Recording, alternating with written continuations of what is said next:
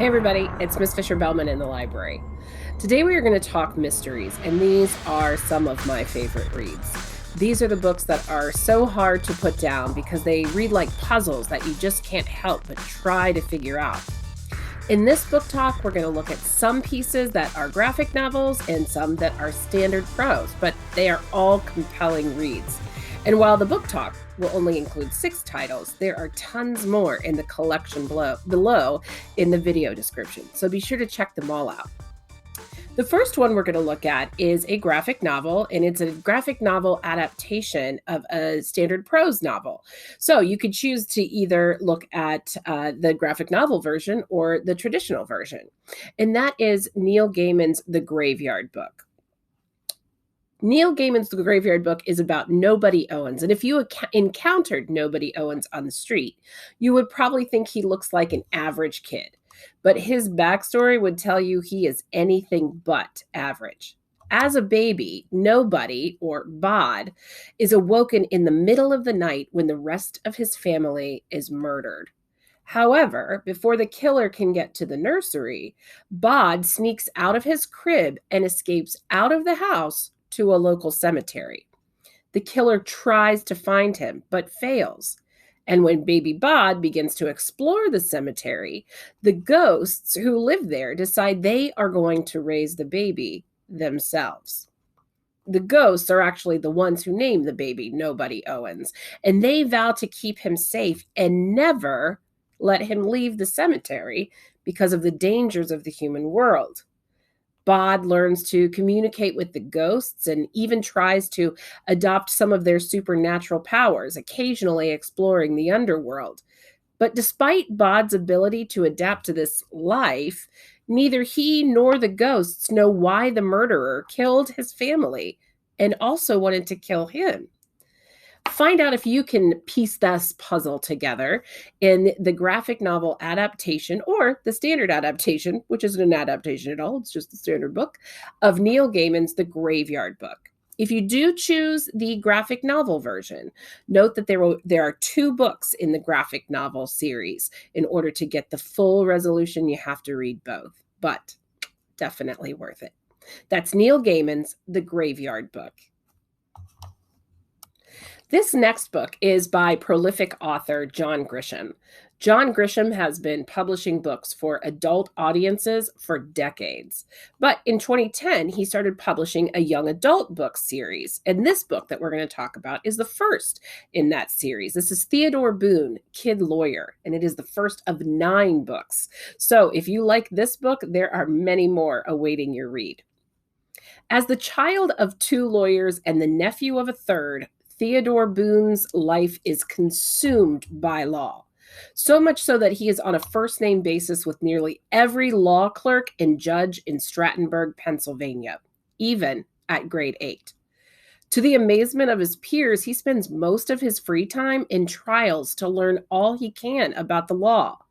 He is even able to work out a deal with a judge so that his social studies class can attend the opening day of the trial for the murder of Myra Duffy. But as the trial develops, Theo comes into information in strict confidence that neither the prosecution nor the defense knows, and it looks like the alleged murderer, Peter Duffy, Myra Duffy's husband, is going to walk free. But what if Peter Duffy finds out what Theo knows? Can Theo keep this confidential information secret and see justice served? Or is the information complete hearsay and the real murderer is still at large regardless? Find out the answer to all these questions in the first of this series, Theodore Boone, Kid Lawyer, by John Grisham. Next, we have another graphic novel. And of all the books that we're going to look at in this book talk, this is the least traditional mystery. It's a book that's sprinkled with coming-of-age themes, a little bit of romance, and a little bit of mystery. Laura Dean Keeps Breaking Up With Me by Mariko Tamaki and Rosemary Valero-O'Connell follows Freddie Riley, who desperately needs advice. Throughout this graphic novel, she writes to advice columnist Anna Weiss, trying to figure out what to do about her girlfriend, Laura Dean, who, you guessed it, keeps breaking up with her. Laura Dean is beautiful and popular, and Freddie just can't help herself. But Laura Dean is also manipulative and unkind.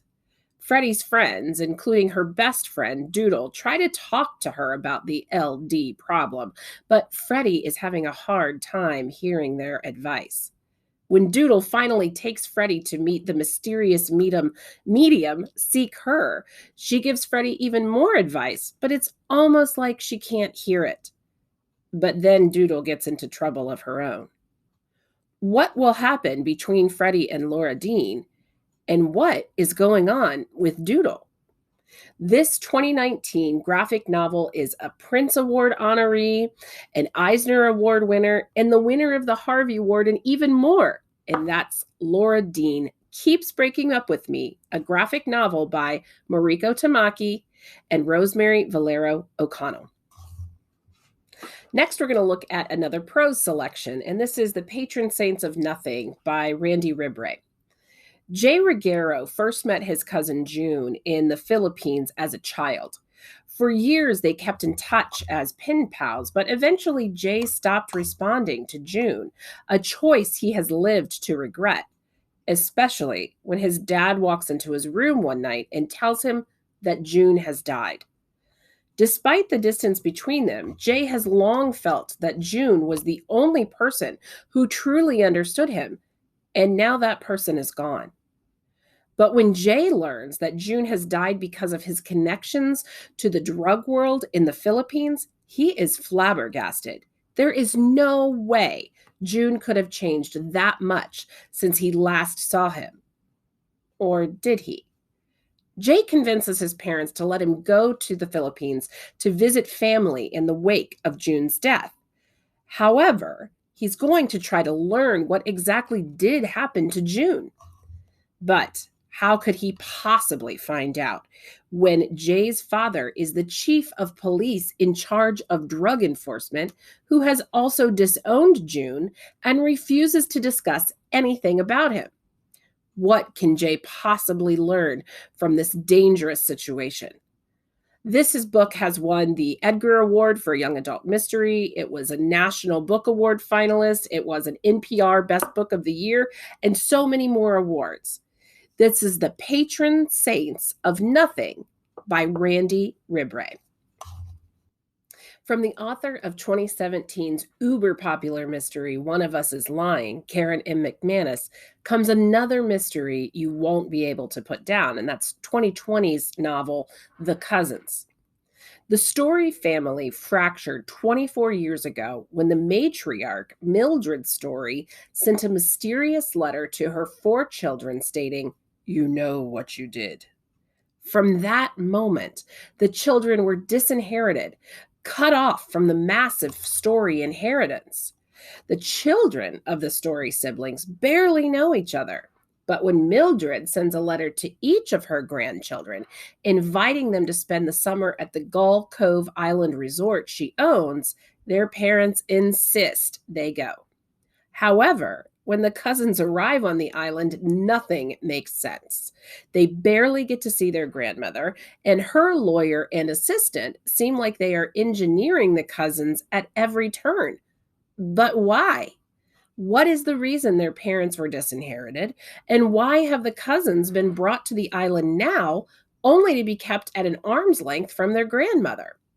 Find out all the answers in this New York Times bestseller and 2021 Edgar nominee for Best Young Adult Mystery by Karen M. McManus, The Cousins. The last novel we're going to look at today is Tiffany D. Jackson's newest novel, Grown. Enchanted Jones awakes in a room she describes as being covered with beet juice. But it's certainly not. It's red and it's thick and it's covering everything. But clearly something far more heinous has happened than an encounter with a questionable beverage. But what? Told in a broken narrative, Grown bounces back and forth between what exactly happened in that room and her burgeoning pop stardom.